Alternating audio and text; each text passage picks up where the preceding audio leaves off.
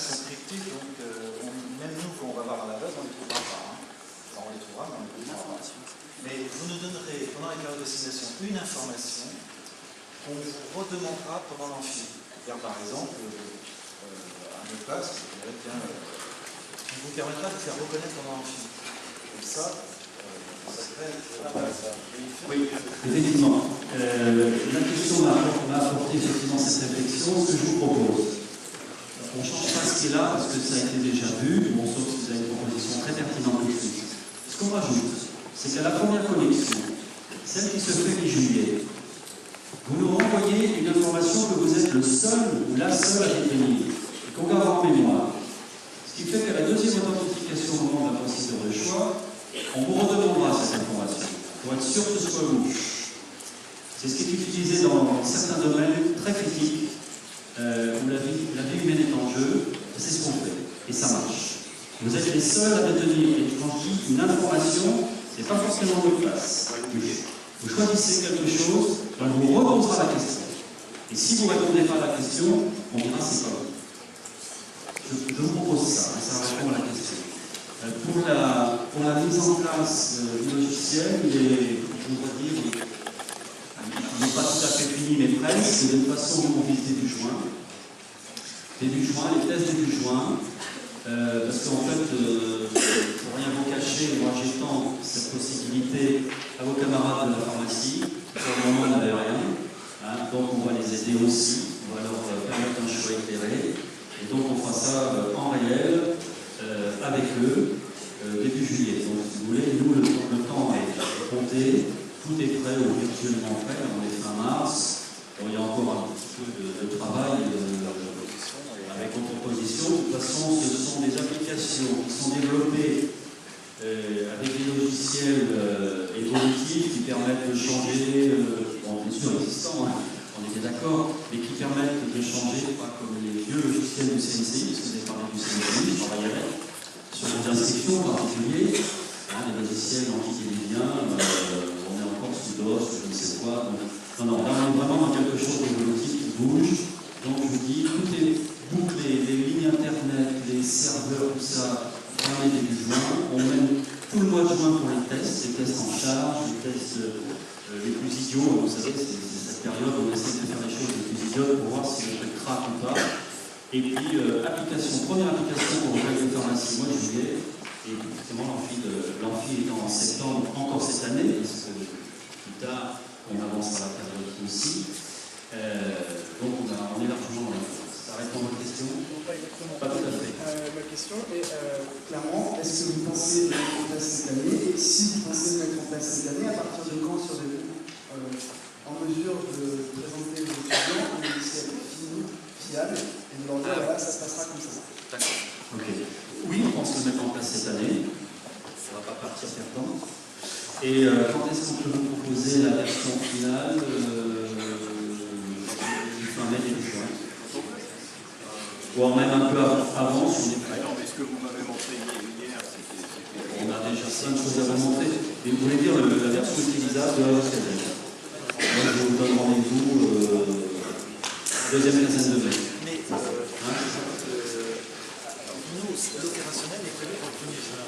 Enfin, il y aura... On peut travailler dès maintenant jusqu'au 1er juin sur des évolutions.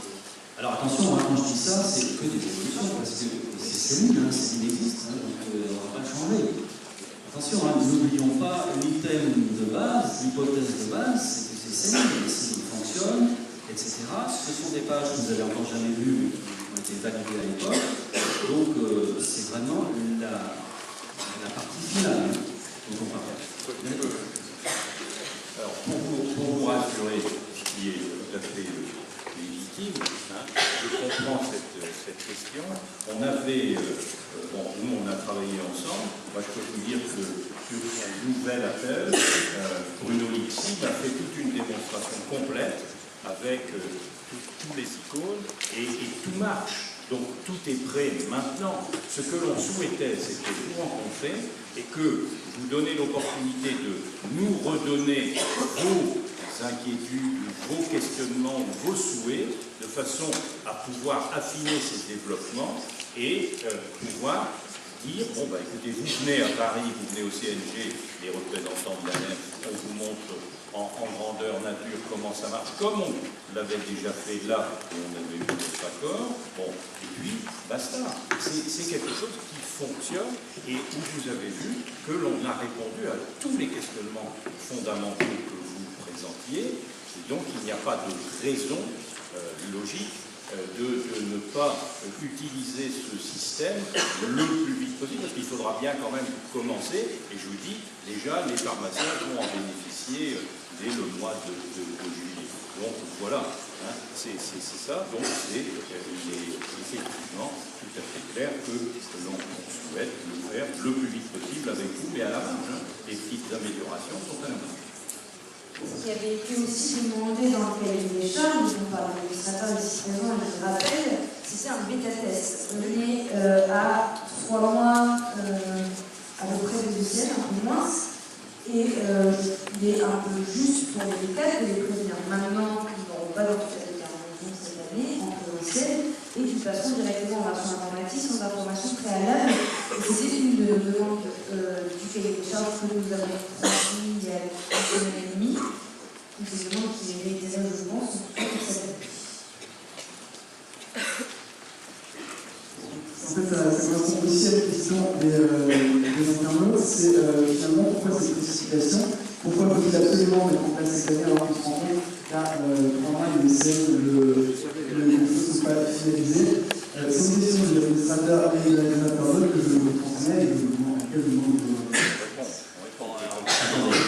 L'année dernière, lorsqu'il y a eu mise en place de la vulgarisation, on a modifié assez profondément le logiciel CENIC, vous ne l'avez pas su, on était encore plus à la bourre que cette année, et on l'a fait. Donc, je veux dire, c'est un argument qui se retourne sur la protection, parce qu'effectivement, le temps, on est bien sûr bien conscient, l'échéance, ce n'est pas le jeu de ciel, l'échéance, c'est le moment de l'empire. Hein. Donc, le mois de septembre, on a largement le temps. L'avantage de l'amphi virtuel, quand même, c'est qu'il n'y a pas besoin de se déplacer. Hormis le facteur coût, c'est que si jamais il y avait des événements qui faisaient que l'amphi virtuel ne pouvait pas avoir lieu.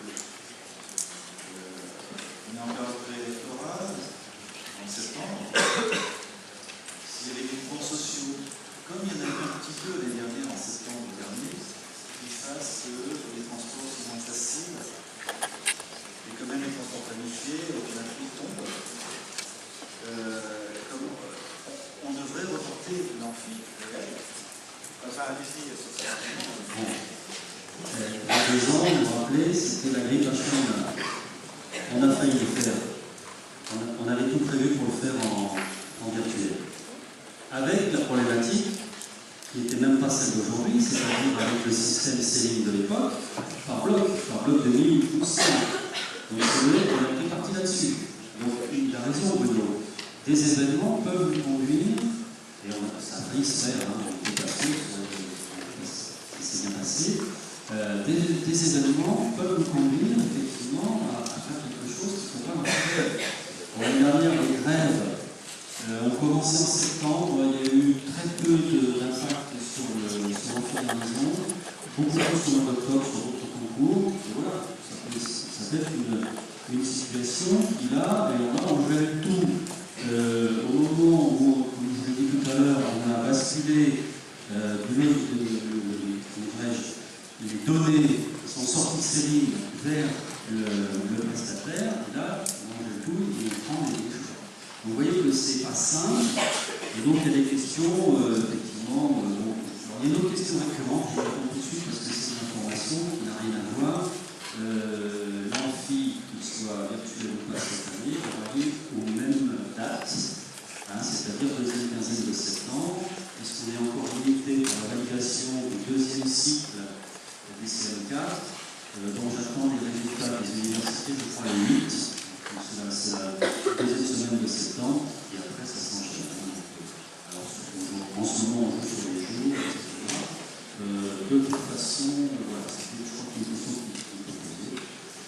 Dans les années futures. Moi, c'est Adrien, qui est au cinéma à Bordeaux. Alors, je voudrais deux petites questions. L'auteur a sujet qui n'a pas été abordé dans la présentation, la question du budget.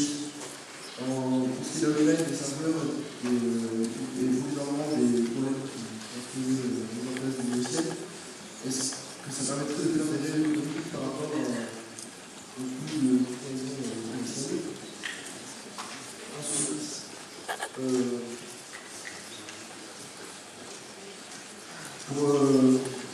un cas aussi, un cas qui pourrait se présenter le jour de l'entreprise, si beaucoup d'étudiants qui sont rendez-vistes usent un temps supplémentaire, collectif et dernier qui vont passer en finaliste, est-ce qu'on va leur citer de fonction, est-ce qu'ils pourront avoir le temps supplémentaire aussi?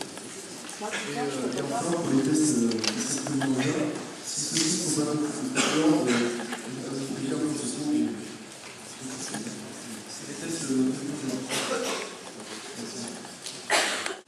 ne voulais pas en parler parce que j'ai toujours dans ma tête, j'essaye de ne pas fonder des décisions uniquement sur l'aspect financier. Il est important et limite que vous devez faire dans votre métier, parce qu'effectivement, tout a un coût, un prix. Il faut faire en sorte de remplir finalement les objectifs, les autres sont des patients avec un coût raisonnable. Mais il ne faut pas mettre les choses à l'envers, c'est-à-dire qu'il ne faut pas parce qu'on veut se limiter en prix, je vais vous dire maintenant, vous voulez économiser tant, on change. Le problème ici, là, c'est rendre le même service.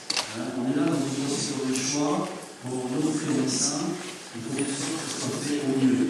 Si en plus on peut gagner de l'argent, tant mieux. C'est vrai qu'en fond de tableau, on se rend compte que les déplacements, d'ailleurs direct et indirect, parce qu'il y a les déplacements, le coût que le CNV supporte, mais il y a aussi le coût que vous supportez, que les gens peuvent faire. Donc ce n'est pas l'élément majeur. Bon, il est évident que le repositionnement, le développement, c'est comme vous le dites, ça ne coûte pas le développement d'un informaticien, ce sont nos logiciels, c'est ce qu'on s'était fixé comme objectif cette année pour les internats de toute façon pharmacie oncologique, de récupérer ça, et de dire c'est pas totalement constant, il y a quelques centaines d'euros ou d'euros, peut-être une licence à acheter, les serveurs sur REST, le repositionnement des serveurs du CEG, parce que là c'est quelque chose qui va durer 2 mois, 4 mois, etc. dans l'année. Et nous, on est aussi garant des données de l'État, donc on utilise ces serveurs à d'autres fins le reste de l'année. Donc ce n'est pas des coûts qui vont effectivement remplacer le coût de l'année. Donc il y a de réelles économies, on ne peut pas rentrer dans les détails, je pense que c'est ça qui est important. Mais c'est vrai qu'il y aura une économie. Mais c'est pas le motif. C'est pas le motif. Attention, c'est pas ça. Non, ce n'est pas le motif, parce que le vrai motif de l'économie, c'est ce qui va suivre, c'est-à-dire de transformer les ECN en juin 2015, peut-être qu'il y en a qui passeront à ce moment-là, en des ECN qui seront entièrement informatisés. Et hier, j'avais réuni tous les experts, justement, et Serge Hubert était là aussi pour assister à cette réunion, pour les préparer à cette évolution. Ce n'est pas une réduction, hein, c'est ce qui existe déjà pour les concours des grandes écoles ou dans les grandes universités anglo-saxonnes. C'est simplement de l'adaptation, de la réalisation et de la simplification locale. Là, c'est un budget en plusieurs millions d'euros. Bon, là, ici, la problématique financière de cette décision, de cette proposition, n'a pas du tout été le moteur de ça. Ça ne polluez pas la réflexion avec les chiffres. Ce n'est pas ça du tout qui nous a motivés. On va en parler. C'est vrai qu'avec l'évolution de la validation des deuxième cycles des études médicales, le fait que ne seront autorisés à passer à l'ECN que ceux qui ont validé, donc une avancée dans le timing. Si on est capable d'automatiser plutôt les corrections, de gagner sur le temps du jury, etc. Donc on aura idéalement un amphi qui pourrait se passer juillet-août. Vous voyez, donc faire un amphi en présentiel en plein milieu des vacances, c'est pas terrible. Donc virtuel, c'est pour ça on est parti. Vous posez la question pourquoi cette année? Oui, parce qu'il y a des éléments objectifs qui nous font prendre cette orientation dès cette année, mais c'est le début d'une grande évolution. Voilà. Ça répond un peu à certaines questions.